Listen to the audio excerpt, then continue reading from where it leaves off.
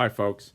I'm Richard Friedman, and welcome to my political cartoon countdown and Ukraine update for May 16th, 2022. Every week or so, we get together and we do the countdown based upon impressions on Twitter, the most popular cartoons, and I give you an update on the Ukraine war, what's going on over there, and I try to inject my own view aside from what's actually going on. So, that said, let's get started. First of all, I want to give you here's the basic map of Ukraine right here. Here we go. Yeah. Now, the latest thing here is in Mariupol, in that steel factory. They've released, the civilians have all been released, as far as I know, and they're in the hands. It's been confirmed by the Red Cross that they're in safe hands in Ukraine. They're in safe hands, confirmed by the Red Cross. So that's really the number one story here. And also, I would say number two here is the fact that Finland and Sweden are applying for NATO membership in NATO, which previously they had been strictly neutral about becoming part of it. They just wanted to maintain their neutrality between Russia and NATO and the NATO. They wanted to be neutral, and now they've shifted. They see the dangers involved, and they're switching to joining NATO. And that's a big story here because Finland is right on the border, shares an 800-mile border with Russia. You can see how concerned they might have been. Finland might have been. There's Russia, and there's Finland right over here, and Sweden is following along. Sweden is also going along and joining. So you could see, once they went into Finland, they sure as hell would have gone into Sweden. There's no question about that, you know. So these folks are thinking ahead, and they're planning accordingly, and joining NATO.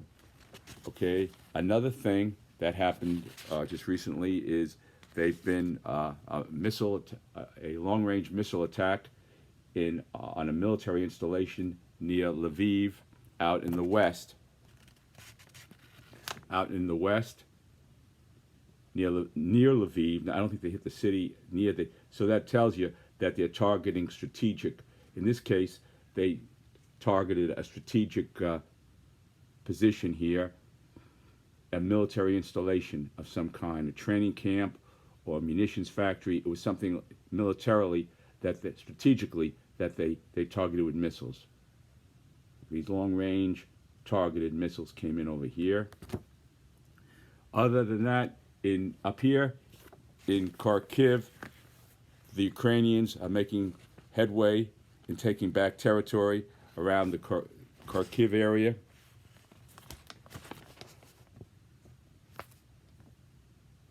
They're making headway and taking over some territory around Kharkiv. Okay. And the NATO secretary, the NATO chief, says Ukraine can win this war, and our military generals have said to win the war they define it differently. To win the war is to kick the Russians out of Ukraine. And to do that, a number of generals have said that Ukraine will require MiGs, Air Force, jet fighters. In other words, the advantage would be that the Russians won't have total control of the air, and these MiG fighter jets can shoot down some of the missiles and protect the supplies coming in from the west, and also protect a lot of troops. And also, in terms of the submarine missiles that are being fired, you see, the Russians really don't have enough forces now to go in and take Odessa. So what they're doing is they're out here from the Black Sea, and they're firing long-range missiles from subs below the surface into Odessa. A lot of that. So if they had some sort of an air force, you had your MiGs, then you'd be able to to basically use depth charges and go after some of those submarines. Maybe. I'm no military expert, but it sounds logical. You remember those World War II movies where you used to see those pictures? You know, when I was a kid, I used to watch the Silent Service in the 50s, and they had a show about underground. It was called the Silent Service, about submarines in warfare during World War II. And then they'd yell out, okay, dive for depth charges, dive for depth charges. You know, you go into the periscope and go, dive for depth charges.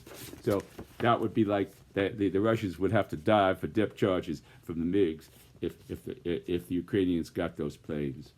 So that's why I call out to NATO. It's really NATO who has control of that because they have all the MiGs, and the U.S. has like 2 different kinds of airplanes that the Ukrainians take a long time for them to learn how to fly.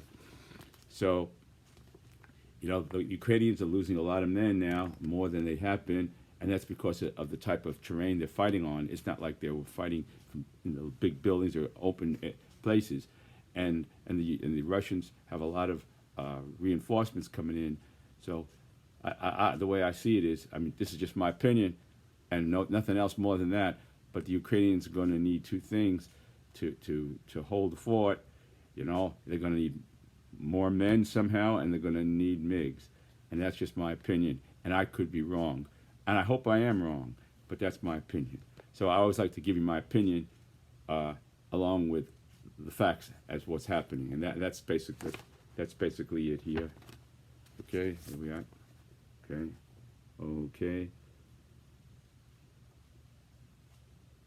Okay, so they're doing, like I said, they're doing well in the Kharkiv area, and they've been pushing into trying to kind of along the Russian border there, making the Russians a little nervous, you know. So they've moved on that border, you know. So that's what's been going on, and it's really a tug of war here. It's give and take here in the Donbass area. The Russians are not doing well, but it's fluid. One week they're doing a little bit better, the next week they're not. So it's a fluid situation, and you could say in the Donbass it's sort of a stalemate, and a stalemate is not a victory, especially if you're losing. If the Russians have more men than you have, and they have these submarines that they can hit you with, and have all kinds of military equipment, you know. I mean. So, anyway, that's it for me on that. I'm not going to push anything too hard because I'm not qualified to do that. But I'm just giving you my very humble opinion. Okay, let's get to the cartoon countdown here. Okay, now here we have numero 2 de la semana, number 2 of the week. Here we have former President Trump has a dream in the wake of watching Putin's victory parade in Moscow on May 9th, 2022, of his own 2024 presidential victory military parade. Having won in 2024 in his dream of becoming the president again for a second term, he decides that he's going to have a military inauguration parade. You see? So to match Putin's parade for May 9th, he's going to have a military inauguration parade, and had the former president dreaming of his Russian version standing in a Russian defense minister's Rolls-Royce convertible. So the defense minister drove down on Red Square. When he went through Red Square, he was like that, and he had a big cap on, and he was saluting, and he was standing up in a Rolls-Royce convertible. So I took that image and I applied it here to President Trump's dream. And there he is. There's the dream. He's dreaming here. See? And there is President Trump giving the thumbs up. Yeah, there's the driver here. The American flag, the Rolls-Royce, and everything, the convertible Rolls-Royce. And here is the rocket missile launchers in the background trailing behind him. Okay, the U.S. missile launches in a military parade. Could be down Pennsylvania Avenue, and there the Trump supporters with their red hats on, saluting now President Trump again for his second term in office. waving the flag here. There they are. Okay, and there goes the parade. Let's just go through here. There goes the parade. Okay, and then President Trump says, this is the largest presidential inauguration victory parade in history. In other words, there was dispute on his first inauguration in 2016. He claimed that the media downplayed that his was the biggest in history in terms of crowd turnout, and the media tried to make it a small turnout. So he's going to now say the American people will not believe fake news reports of low attendance. They have proven they know better. They have reelected me. And there he goes.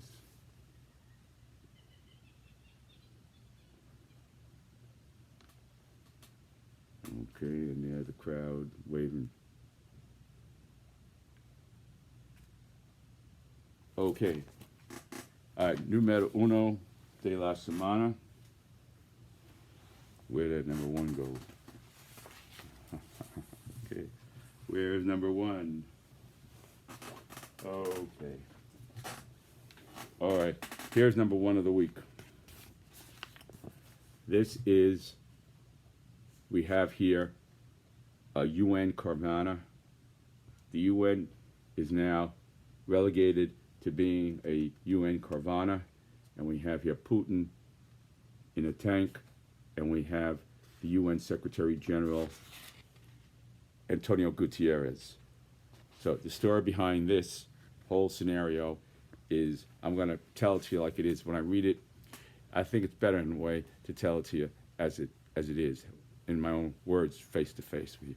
So UN Secretary General Antonio Guterres, he went to visit, made a trip for the express purpose of a humanitarian mission to get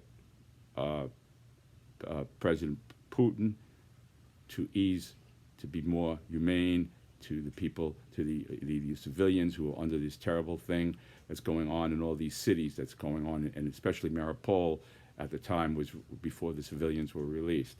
That was a dreadful situation.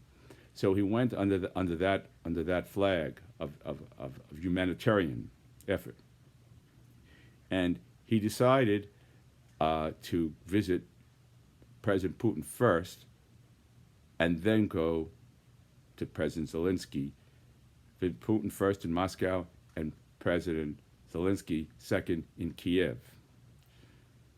So what happened was that he did just that, and when he got to Kiev, he made his pitch to President Putin, and Putin agreed in principle that the civilians should get some kind of help and security as far as getting out of there, in principle. He didn't commit to anything, but he agreed to it in principle. And so when UN Secretary General Antonio Guterres arrived in Kiev, the last thing he probably expected was to be welcomed by Russian missiles attacking him. Not attacking him, but attacking in the proximity to where he was, but that's exactly what happened. These missiles came in and targeted right near the hotel, right near his hotel, following a meeting with Zelensky. After the meeting with Zelensky, they attacked right near his hotel with missiles, the Russians. So he got a little upset, and he was very, quote, shocked. He stated in his own words that he was shocked at that. You see? So I put a scenario in that had UN Secretary Antonio Guterres visit Zelensky first and then gone to Putin. It would have been an even worse scenario. So the scenario that would have happened would have resulted in, it would have humiliated the UN to such a degree that it would become just a joke, in a sense, a sad joke.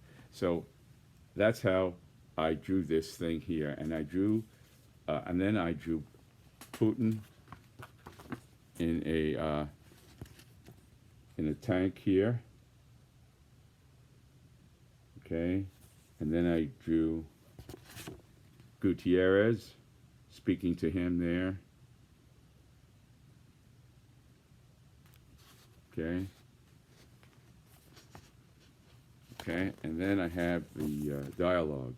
Putin saying the UN Security Council has not condemned Ukraine for its Nazi government. He did accuse, President Putin did accuse them of being a Nazi government, in spite of the fact that Zelensky happens to be Jewish, you know. And Gutierrez has insulted Russia. He would have insulted Russia again if he would have gone first to Zelensky and then to Russia, which he did not do. But he still got the missiles anyway. So this would have magnified the situation to the extent that this is what would have happened. That's my thesis, my presentation here in this cartoon. Okay? So then you have here President Putin. If you support the UN's mission of upholding human rights, you will earn great karma reward. Karma means a very nice feeling of being secure and safe and happiness and satisfaction. You see? So then he said, my reward, the UN as now a Carvana machine. That's Putin's reward here. And there's the UN as a Carvana machine. Okay, there it is.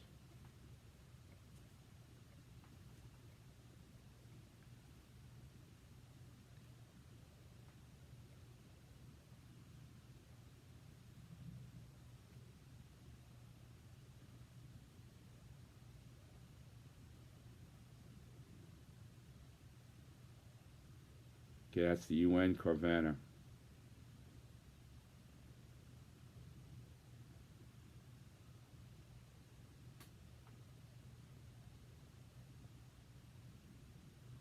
All right, I want to thank you very much, folks, for watching my cartoon countdown and Ukraine update for today. And I wish you all the best. Take care of yourselves and don't let anything get you down. Just hang in there. And I'll see you again. And God bless you and God bless America. I'll see you again, folks. Take care. Bye.